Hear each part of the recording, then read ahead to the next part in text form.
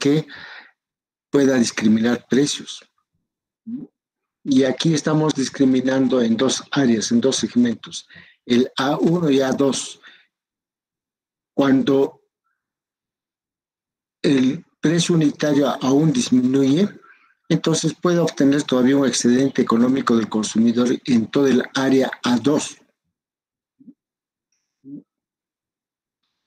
Entonces lo que nos interesa es esta empresa monopólica, ¿cuál es el límite de crecimiento de esta empresa? ¿Hasta dónde debe crecer? ¿No? Ya ustedes en la anterior clase, ya se los dije, ¿no? Que era demasiado eso, que decíamos que en una empresa competitiva el precio igual al costo marginal, óptimo, ¿no? La empresa, obteniendo sus mejores ganancias. Igual, cuando es una empresa monopólica igual a su ingreso marginal, a su costo marginal, también, ¿no? Eso es muy limitado, eso no es cierto. Lo más próximo a la realidad es que una empresa que en este caso, por ejemplo, discrimina precios, no siempre va a obtener las mejores ganancias, como lo que estamos viendo en el área A2. Aquí viene justamente el problema del oportunismo de los actores o los agentes económicos. Observen bien la gráfica, ¿no? Y van a darse cuenta que, por ejemplo, esos demandantes del área 1 muy bien pueden pasar al área 2 y pueden adquirir esos bienes, pero a menores precios. Entonces, aquí el supuesto es que esta empresa monopólica tiene control sobre la empresa y que ninguno de sus demandantes van a tener conductas oportunistas. Pero en el fondo siempre se da eso. Cuando una empresa monopólica discrimina precios, perfectamente los clientes se pueden dar cuenta en qué parte del área está a un precio menor. Entonces todos van a irse a esa área. Entonces la empresa, para evitar eso, incurre en costos de transacción. ¿Qué significa eso? Que tiene que controlar a todos sus demandantes de que no, no especulen, ¿no? Que los clientes pueden buscar precios más bajos y se van al área A2. Pero eso, para que la empresa tenga mejor control, tendría que incurrir en costos, pues justamente son los costos de transacción. Por lo tanto, esta empresa que pierde control, porque eso es lo que hemos dicho, bien claro, ¿no? Hemos dicho de que el problema de el límite de crecimiento de estas empresas está pues justamente en la pérdida de control. Cuando la empresa pierde control cuando en este caso la gerencia pierde control sobre la empresa, entonces está perdiendo. Ya está entrando a la fase de pérdidas. Está en el área de los rendimientos decrecientes, podríamos decirlo también así, y que de hecho que están. Entonces, ¿qué hace la empresa para evitar eso? Así dice, ¿no? Por lo tanto, a medida que aumente el tamaño de la empresa y se añaden niveles de organización sucesivos, los efectos de la pérdida de control superan finalmente a las ganancias. En esta forma se alcanza un límite a la expansión radial. O sea, ¿cuál es el límite de expansión radial de las empresas? Cuando sus costos de transacción, acá vamos a ver, están viendo ustedes aquí, una pérdida de eficiencia en la asignación ocasionada por altos costes de transacción, es decir, el área 2 es menor que el costo de transacción. En otros términos, los costos de transacción son mayores al área de rentabilidad de la empresa. Entonces, ¿qué tiene que hacer la empresa? Allí fijar el límite de expansión de la empresa. Porque más allá de eso, va a empezar a perder la empresa. Y cualquier empresa jamás de los jamás va a operar en el área donde ya estaría perdiendo, ¿no?, sus ganancias. Entonces, una otra forma diferente de ver cómo, hasta cuál es el límite de crecimiento de una empresa. Y tiene que ver con los costos de transacción, señores. No tiene que ver con otra. Entonces, la teoría neoclásica que siempre nos dice que esto es así, no, realmente es demasiado limitado. Lo real es que estas empresas que tienen economías de escala, ¿no?, van a tener un límite de expansión hasta cuando sus costos de transacción superan a sus ganancias, ¿no? Está bien. ¿Ya está todo solucionado? ¿El internet? Sí. ¿No hay problema? Escríbanos entonces. ¿Han llamado? Están aquí abajo. ¿Te han llamado? Están allí abajo ahorita. No, pero han llamado. Katy te me ha llamado. De hecho, están. Ella que la tiene, estoy en clases. No, es mejor que te diga. Yo que no. Estoy en clases, no.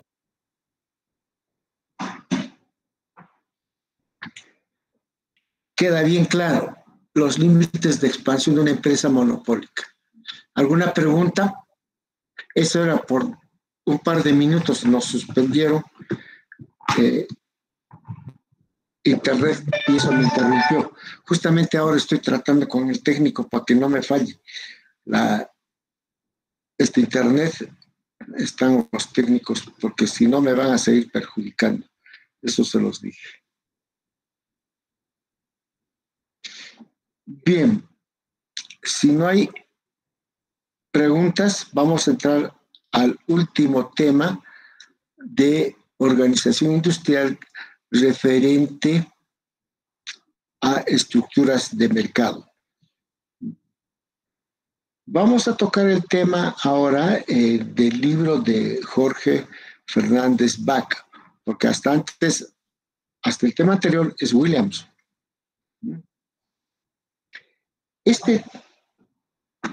Esta parte del curso es sumamente interesante porque siempre nos importa cómo funcionan las empresas y los mercados.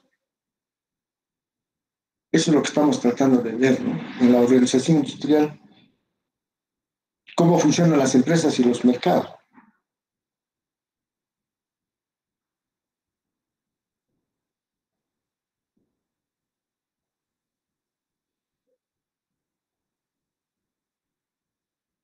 Entonces, aquí dice, ¿no?, los trabajos pioneros de Coase, Stigler, Baumol y Becker, entre otros, permitieron romper muchos mitos respecto de los supuestos efectos perversos de ciertas prácticas y acuerdos de las empresas, y han permitido mejorar las decisiones en materia antimonopólica de las autoridades regulatorias y a los jueces en los Estados Unidos.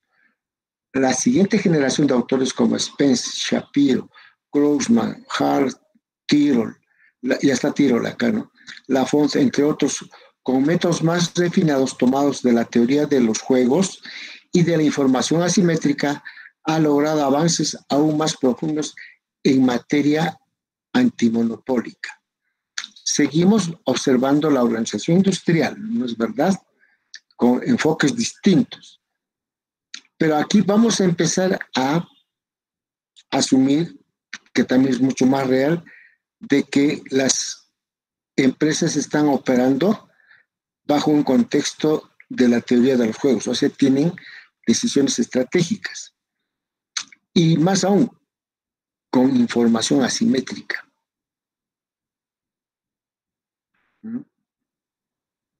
Porque una cosa es estudiar al monopolio cuando tienes información asimétrica, porque ahí se derivan otros problemas.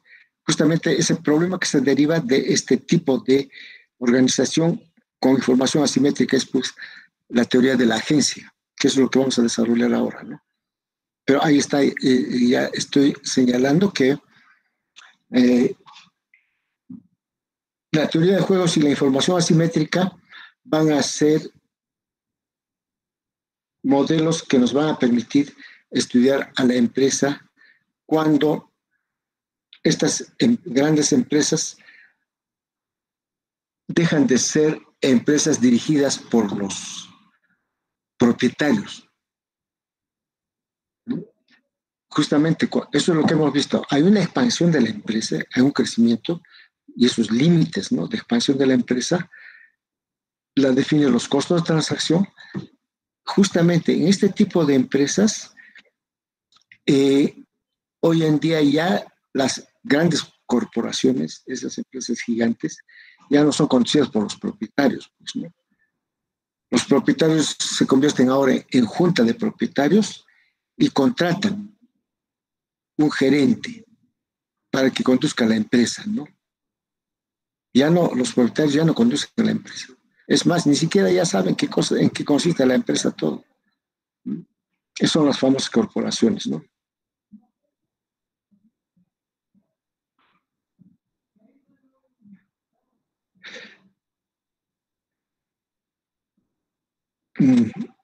Bien. En esas condiciones, ¿cómo las empresas maximizan sus ganancias? La teoría microeconómica nos enseña que las empresas siempre maximizan sus ganancias, considerando como una verdad absoluta que el propietario del negocio y el empresario, los que toman las decisiones son la misma persona, y que esta misma empresa opere en un mercado competitivo. Y las preferencias de esta persona por el ocio se ven minimizadas por el temor de que sus competidores lo dejen fuera del mercado. Sin embargo, en el mundo real, la propiedad y la gestión de una empresa suelen estar en manos de personas distintas. Ojo,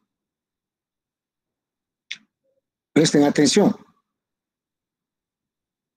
Lo esencial del tipo de empresa que vamos a estudiar tiene características sui generis. ¿En qué consiste?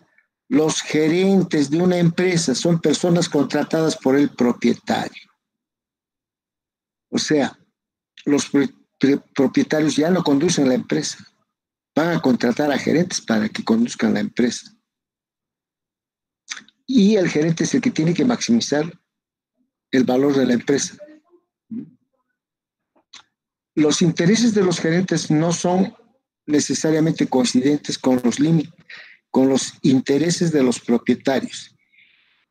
Y no es raro que puedan ser contradictorios.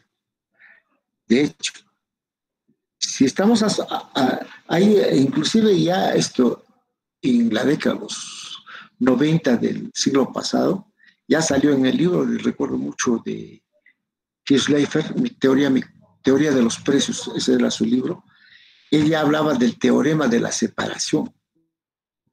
¿En qué consiste ese teorema de la separación? Consiste en que por un lado los propietarios, la junta de propietarios, contratan un gerente para que conduzca la empresa. Por otro lado, este gerente a su vez va a conducir toda la empresa, toma decisiones sobre inversión, ampliación, lo que sea.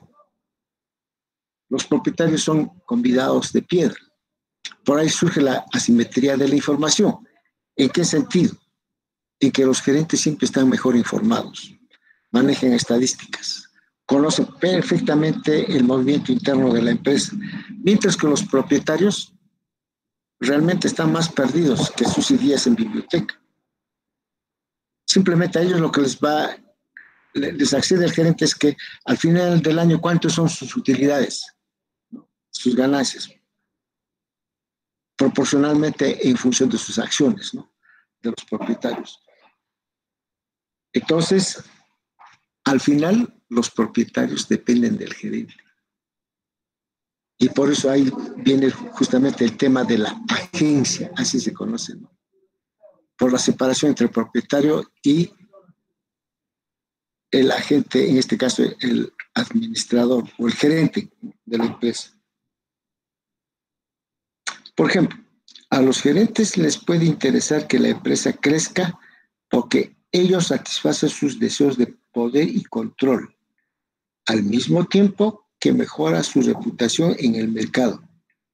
Pero esto puede significar menor ingreso para los propietarios. Esta separación se hace más notoria cuando la propiedad de la empresa se encuentra muy dispersa, como ocurre con las grandes corporaciones estadounidenses, ¿no? Hoy en día ya es pura corporación. Hoy en día la economía globalizada es pura corporación. Ya las empresas no tienen nacionalidad, son transnacionales. Y justamente están siendo dirigidas por los gerentes. Y inclusive hace un poco de historia Williamson al decirlo, perdón, en este caso Fernández Vaca dice, ¿no? Ya Adam Smith y John Stuart Mill habían manifestado en 1848 que el poder que tenían los accionistas para supervisar a los gerentes a través de la junta de accionistas o del directorio era demasiado débil. Ya, fíjense, siglo XIX ya se notaba eso. Ya se estaba perdiendo el control a partir de los propietarios sobre la empresa, porque la necesidad de expansión de las grandes corporaciones es que tienen que rebasar las fronteras, ¿no? Solo así se garantiza el éxito de una empresa de este tipo, ¿no? Según los estudios de Herman, 1981, con datos de la década de 1970, que hacía 1975, el 82,5% de las 200 corporaciones no financieras más grandes de los Estados Unidos estaban bajo el control de los gerentes, es decir, no tenían un accionista o grupo de accionistas significativo que controlara el director. Ya en esas épocas, esas grandes 200 corporaciones ya no eran conducidas por los propietarios, sino gerentes. Y ahí viene, ¿no?, la separación entre la propiedad con el manejo de las empresas. Entonces, como hay una separación entre la junta de propietarios y los gerentes que conducen la empresa, ya se da ese problema de la agencia. A eso se llama también el tema del principal y el agente. Así lo conocen. En otros libros de texto van a encontrar eso así, ¿no? El principal y el agente. Y de ahí se deriva la teoría de la agencia, dicen. Para que las empresas operen eficientemente, la gerencia debe tener suficiente margen de libertad para tomar decisiones estratégicas, asumir riesgos y aprovechar las posibilidades de inversión disponibles. Esto implica una cierta protección respecto a la interferencia de los accionistas propietarios, pues, ¿no? A su vez, los accionistas también deben estar protegidos de las prácticas abusivas de los gerentes, que pueden despilfarrar los fondos de la empresa. Ese es el otro riesgo, ¿no? Es cierto, van a transferir poder la junta de accionistas a los gerentes, pero muy bien estos gerentes pueden tomar decisiones abusivas y despilfarrar los fondos, ¿no? Podría ser eso, que se dieron casos, por supuesto. B. Sería deseable que un grupo compacto de accionistas controle un porcentaje suficientemente grande de las acciones, como para que puedan monitorear de manera efectiva a los gerentes. Pero este poder también debe estar controlado para evitar que actúen en contra de los intereses de las demás empresas. Entonces, es posible que en una junta de propietarios puede haber un grupo de accionistas que controlan la mayoría de las acciones, ¿no? Que eso muy bien, perfectamente podrían monitorear, ¿no?, y controlar las acciones del gerente. Pero, como ven ustedes, ya estamos hablando de problemas de gobernabilidad. Cuando hay separación entre la junta de propietarios y el gerente, y hay problema de gobernabilidad. En el fondo es ese. En el fondo, ¿cómo resolvemos el problema de la gobernabilidad? Cuando hablamos del tema de la agencia, estamos diciendo cómo resolvemos ese problema de gobernabilidad. Porque ya estamos a estas alturas, todos debe quedar bien claro que o bien puedes tomar tú decisiones sobre el mercado o también puedes tomar decisiones con arreglos internos, ¿no? Fuera del mercado, o sea, un monopolio bilateral, por ejemplo, ¿no? Cualquiera que sea, pero ya estamos observando que se va presentando problemas de gobernabilidad. C. Sería deseable que los inversionistas comprometan mayores cantidades de tiempo y recursos para el monitoreo de las empresas. Sin embargo, muchos inversionistas prefieren las ventajas de tener un portafolio diversificado en términos de menor riesgo y mayor liquidez. Es decir, evitan una vinculación demasiado grande con la empresa.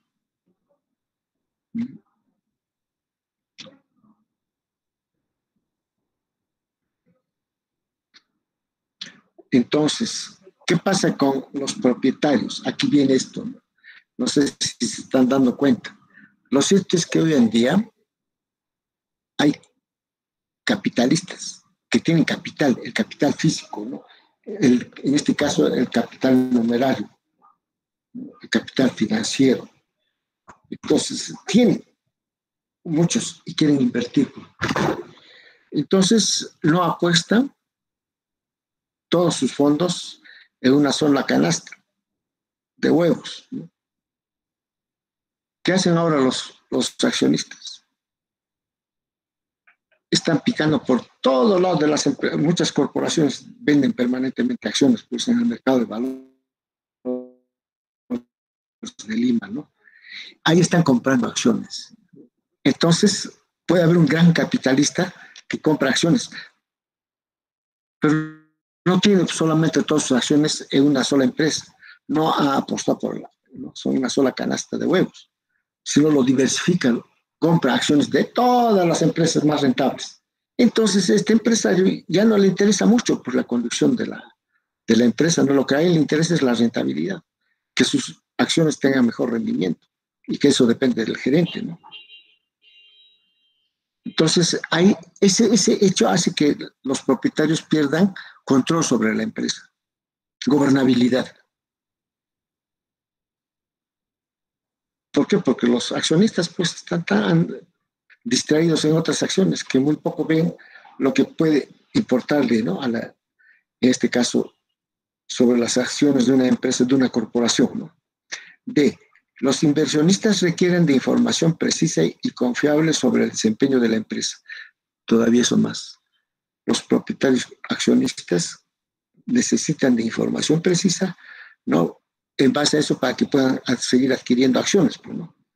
Pero cualquier esfuerzo por difundir información sobre la empresa puede contribuir a que ésta pierda ventajas competitivas. Por otro lado, existe el riesgo de que los indicadores sobre el desempeño de la empresa no sean interpretados correctamente y conduzcan a malas decisiones respecto de los objetivos que deben ser priorizados por los gerentes. ¿Ah? Y es que los gerentes son los que tienen pues, esa información. Y esa información, hemos visto, muy bien puede tener conducta oportunista.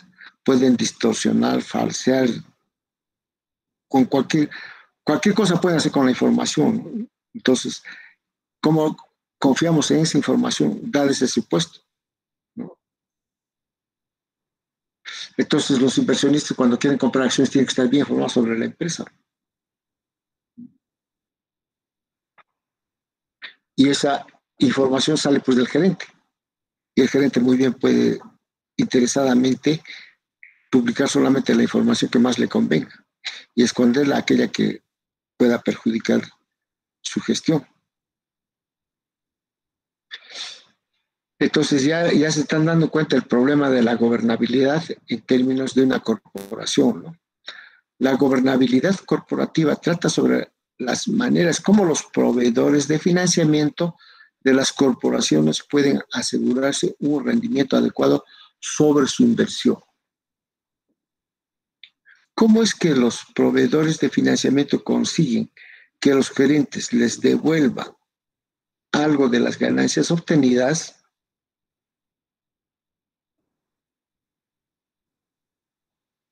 ¿Cómo se aseguran de que los gerentes no les roben el capital que ellos han proporcionado o invertido para utilizarlo en malos proyectos? Es eso, pues, ¿no? Tú estás comprando acciones de la empresa, tú eres el inversionista, pero solamente eres accionista, porque las decisiones técnicas y productivas es el gerente. Y que si este gerente es un oportunista, puede cabecearlo a todito la junta de propietarios. Entonces aquí viene la pregunta. Si el problema es de gobernabilidad, entonces, ¿cómo los accionistas, la junta de propietarios, van a controlar a los gerentes? ¿Cómo controlamos a los gerentes? Profesor, una forma de calcular la promedio del resultado en las utilidades netas. A ver, por favor, ¿puedes repetirme tu pregunta? Una forma de que los accionistas puedan ver si su capital tienen buenos rendimientos sería en las utilidades netas. Claro, claro. Justamente ahí viene, pues, al fin del año, el gerente en una junta de propietarios expone los resultados, la performance, la actuación de la empresa, ¿no? Y ahí lo vemos siempre, inclusive hasta en la televisión, ¿no? En esa junta de propietarios y el gerente está exponiendo y siempre le está poniendo pues un histograma, ¿no? Donde las utilidades son crecientes al final del año, ¿no? Eso les gusta ver a los propietarios, ¿no? Que esté creciente. Pero ¿cuánto me garantiza eso? Que si eso es cierto o no es cierto. El gerente muy bien puede distraer, puede distorsionar, puede ofuscar, puede esconder, puede mentir, puede engañar a la junta. Entonces, por ahí viene la pregunta. Entonces, frente a ese hecho, yo tengo desconfianza de mis gerentes. ¿Cómo lo voy a controlar? ¿Cómo gobierno la empresa bajo esas condiciones? Cuando hay una separación entre los accionistas y los que toman decisiones, o sea, los gerentes. Ese es lo que estamos ahorita discutiendo, eso, ¿no? ¿Y cómo vamos a superar en esas condiciones? Porque obviamente lo vemos un problema bastante serio y de fondo. Pero en la práctica estas corporaciones permanentemente siguen surgiendo a nivel mundial. Cada vez crecen más. Nuestras empresas nacionales. No vayan a pensar que el Grupo Romero es también una corporación, el Grupo Romero. Tiene su junta de accionistas. Hay 10 grandes empresas en nuestro país y que la van a encontrar en Internet. Justamente al final de esta hora tengo que darles esa tarea, un trabajo de investigación, pero un poco más avanzaremos sobre qué es una corporación, ¿no? Y cómo funcionan estas corporaciones. Entonces vamos a ir conceptualizando, vamos definiendo qué es una corporación. Estamos hablando pues de esas grandes empresas, de esos gigantes que tienen inclusive lo que hace poco hemos hablado, ¿no? Sobre los límites de crecimiento. Estas corporaciones van a dejar de crecer el día en que sus costos de transacción sean demasiado altos, ¿no? Y pierdan control. Pero mientras están controlando la empresa, van a seguir creciendo. Eso también es así, ¿no? ¿Qué nos dice? Dice, según Monks y Mainau sería una persona ficticia. ¿Qué es una corporación? Es una persona ficticia o entidad legal creada por o bajo la autoridad de las leyes del Estado. O sea, ojo, si bien es cierto, estamos hablando de esas grandes corporaciones, esas corporaciones no operan en el aire, responden a las leyes del Estado. ¿Qué significa eso entonces? Que el Estado protege, garantiza a estas grandes corporaciones su desarrollo. Tiene que proteger, tiene que garantizar que esas grandes empresas puedan operar en un país. Obviamente que esa corporación va a tener que someterse a las normas de ese país, pero el Estado está en la obligación de protegerlo, que así tiene que ser, porque los inversionistas extranjeros están apostando para invertir acá, y el Estado tiene que saber responder ¿no?, a los inversionistas extranjeros que quieren invertir. Otra definición. ¿Qué es una corporación? Un cuerpo de personas que ha obtenido una licencia que lo reconoce legalmente como una entidad separada que tiene sus propios derechos, privilegios y responsabilidades distintos de los de sus miembros. Otro concepto. Un instrumento ingenioso para obtener ganancias individuales sin responsabilidad individual. Eso también, así también se puede conceptualizar una corporación, ¿no? Las definiciones señalan algo en común. La capacidad que tiene una corporación para obtener recursos pertenecientes a distintos grupos de personas, capital, trabajo, capacidad gerencial, ¿no?, así como para establecer y mantener su propia personalidad distinta de todos estos grupos. Entonces ya saben qué es una corporación, ¿no es cierto? Ahí tienen varias definiciones. ¿Cuáles son las características fundamentales de la corporación? Responsabilidad limitada. Los miembros individuales de la corporación no son responsables ante la ley. Los miembros individuales, o sea, individualmente, un accionista no puede ser responsable ante la ley. Es la acción corporativa, ¿no? Esa es la que está sometida bajo bajo leyes, ¿no? Pero sí pueden tener libre transferencia de acciones. Por eso en la Bolsa de Valores de Lima permanentemente están compra y venden acciones, ¿no? Ahorita nomás una empresa acá en el Cusco está viendo que ya habían cambiado la denominación del Hotel Marriott, ¿se acuerdan? En Nihuajuan Pachico, donde está el Templo Santo Domingo. Ahora tiene otra denominación empresarial, ya no es Marriott. Entonces, justamente ayer nomás pasaba por el... entonces entraron a la bolsa de valores y lo vendieron las acciones. Entonces, ahora los propietarios son otros, ya no es el Libertador Marriott, ¿no? Porque así es.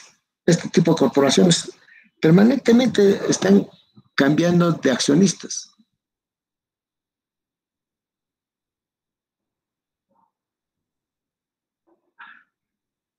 Libre transferencia de acciones. Es libre. Puedes tú comprar, vender, ¿no? Acciones. Personalidad legal. Todas estas corporaciones tienen personalidad jurídica. Son instituciones. Ojo. Una empresa es una institución. Tienen que saber ya ustedes. Y respaldada por el propio Estado. Garantizado por el propio Estado. Personalidad legal. Permite que la corporación tenga propiedades, incluyendo inmuebles y activos intangibles, por ejemplo, derechos de autor. Todo eso. Todo lleva la propiedad de la corporación. Manejo centralizado. Implica que el poder para dirigir la corporación está concentrado en los directores y que el poder para controlar las operaciones diarias está concentrada en los gerentes. Los accionistas renuncian a su derecho a decidir. Es eso. Una corporación está dirigida por los gerentes y los accionistas han renunciado a querer dirigir la corporación. Claro, no se olviden que la corporación también tiene que ver mucho ya con la especificidad de los activos. Ya que estas corporaciones son idiosincrásicas, altamente especializadas. Entonces su equipo técnico, su personal, sus trabajadores, todos son especializados. Por lo tanto, estas corporaciones tienen alta productividad.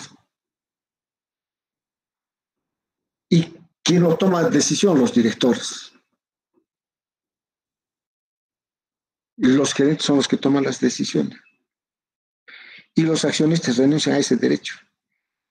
Es que ya los accionistas, realmente yo me pongo eso que les digo, no es una broma simplemente así que les digo que puede causar sorna, sino que en el fondo es cierto.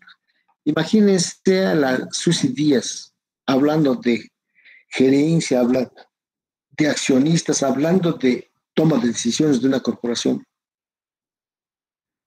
Realmente esa señora está fuera de foco, ¿no? Fuera de lugar. Entonces, cuando les digo, ¿no? Ustedes están más perdidos que sus días en biblioteca, es que es tan complejo. La corporación es muy compleja. Y estamos hablando de millones. Y millones, ¿no? de dólares, ¿no? Por las acciones de esa empresa, de esa corporación. Y miren, tremendas empresas gigantes, ya adiós propietarios. Ya no toman decisiones los propietarios, sino los gerentes, ¿no?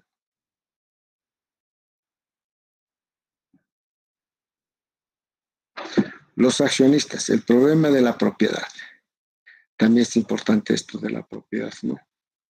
El concepto de propiedad comprende 3 elementos básicos. Derecho de propiedad a usar el bien en cuestión para satisfacer su bienestar. Derecho de propiedad. Cuando tú eres accionista, tú tienes propiedad, la que te corresponde de acuerdo a tu acción, a las acciones que tú tienes, ¿no? Que posees. En cuestión para satisfacer su bienestar individual. Otra, derecho del propietario a regular el uso del bien por parte de cualquier otra persona.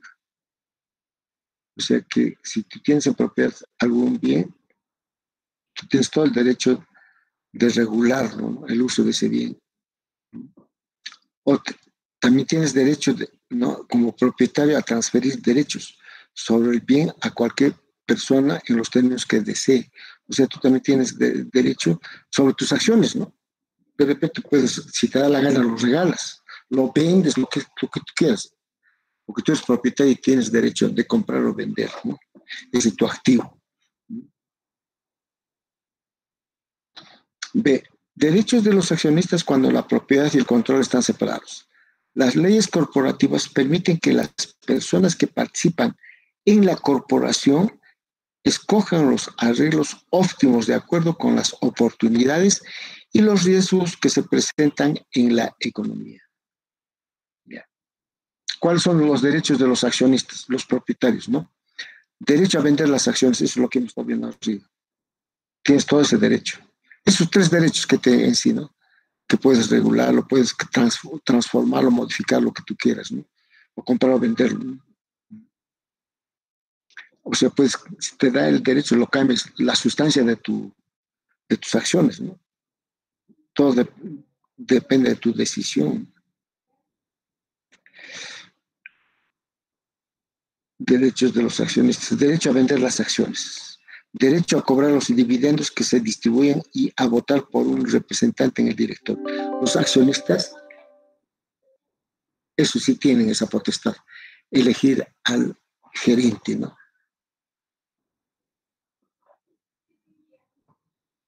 Derecho a reclamar por daños y perjuicios si los directores o los gerentes de la corporación no cumplen con sus obligaciones. También los accionistas tienen ese derecho, ¿no? De obligar al gerente y sacarlo si es que no cumple con sus obligaciones. Eso sí, le asiste ese derecho, ¿no? Derecho a ciertas informaciones sobre la marcha de la empresa. También están obligados a informarse los propietarios, ¿no? Sobre la marcha de la empresa.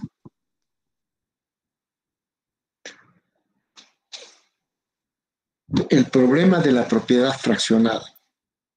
Problema numérico. Demasiados propietarios como para esperar que todos estén debidamente informados sobre la marcha de la corporación e involucrados en sus problemas. Ese es otro de los grandes problemas de la junta de propietarios. Todo depende del tamaño de acciones que uno tiene, ¿no? Obviamente estarán más interesados aquellos que tienen mayoritariamente acciones, ¿no?, en la corporación, que aquellos que tienen pequeñas acciones. Como ya hay diferencias en accionistas, la toma de decisiones también va a ser diferente, ¿no? Ahí está surgiendo otro problema de gobernabilidad, ¿no? No se olviden que estamos apuntando al tema de gobernabilidad. Entonces, cuando hay demasiados propietarios, es difícil también, pues, controlar a muchos accionistas, ¿no? Están dispersas las decisiones. ¿Y cómo buscas consensos? Es complicado, es complicado.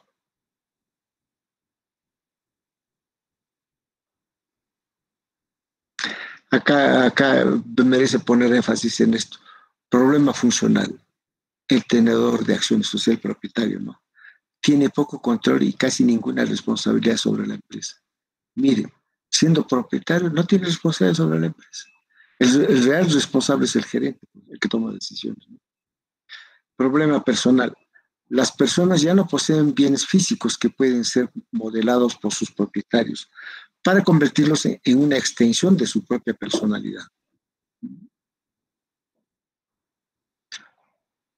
Los directores, el problema del monitoreo.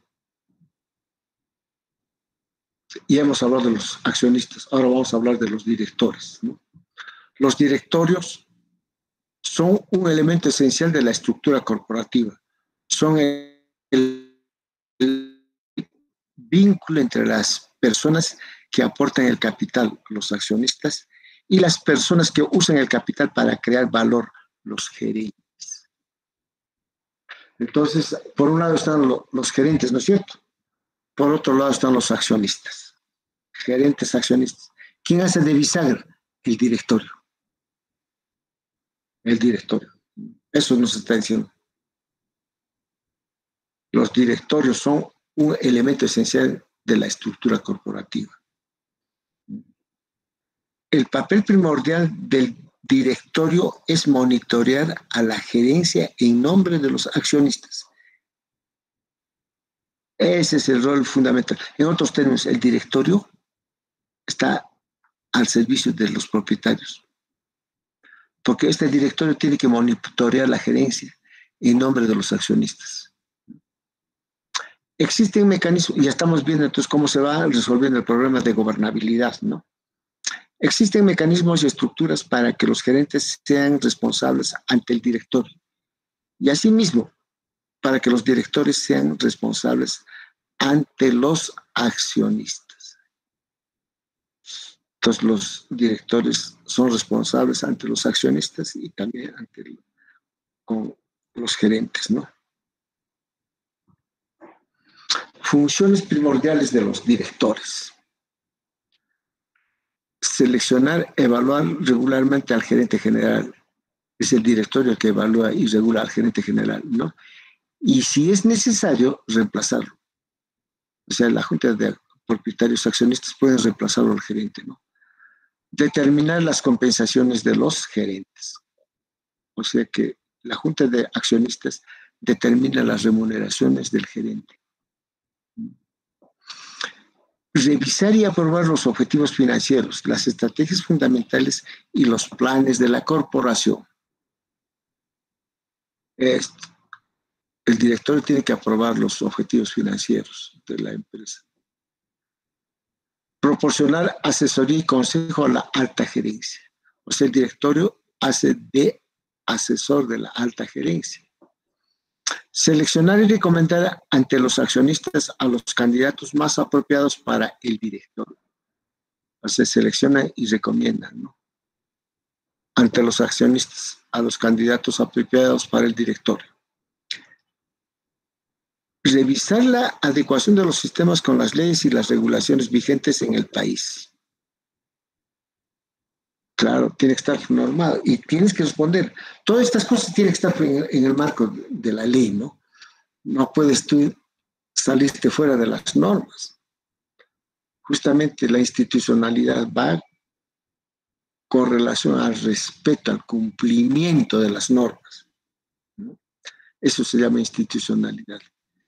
Y por lo tanto gobernabilidad, porque al momento de que ya estás definiendo la función de cada, en este caso del directorio, del gerente, de los accionistas, entonces tiene que estar siempre bien estructurado, ¿no?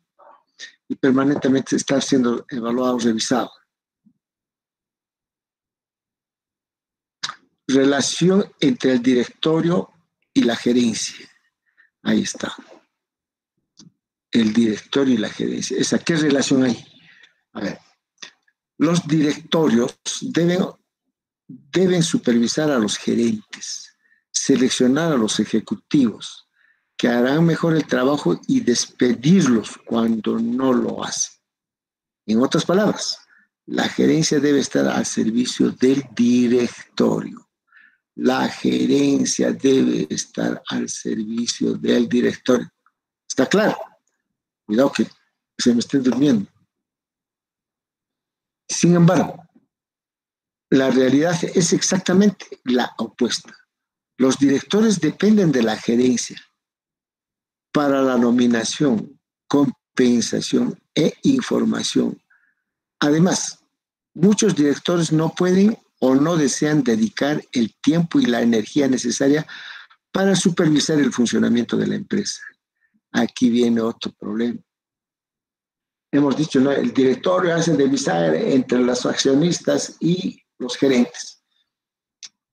Pero acá nos está diciendo que el gerente es parte del directorio. O sea que el directorio está conformado por el gerente general, juez y parte, ¿no? Y ahí está justamente el problema de la agencia que vamos a ver más adelante.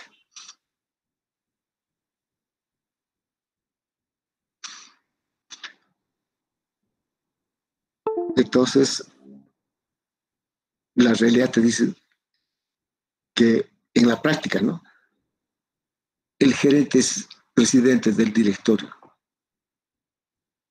Por eso a veces me pregunto, digo, ¿no?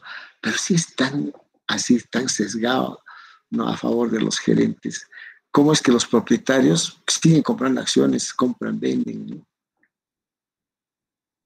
Es alto riesgo, es alto riesgo. Por eso tiene que haber pues siempre permanentemente estabilidad en todo.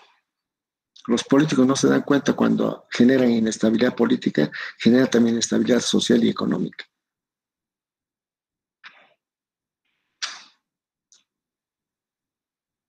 Los directorios deben supervisar a los gerentes, seleccionar a los ejecutivos.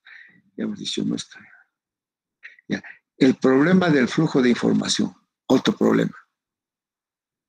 Los directores nunca pueden saber tanto sobre el funcionamiento de la empresa como los gerentes. Los gerentes son los que tienen completa información. El gerente está bien informado y actualizado, lo más interesante. Y por lo tanto dependen de ellos para obtener la información necesarias, precisas y oportunas. O sea, de ellos mismos depende esa información.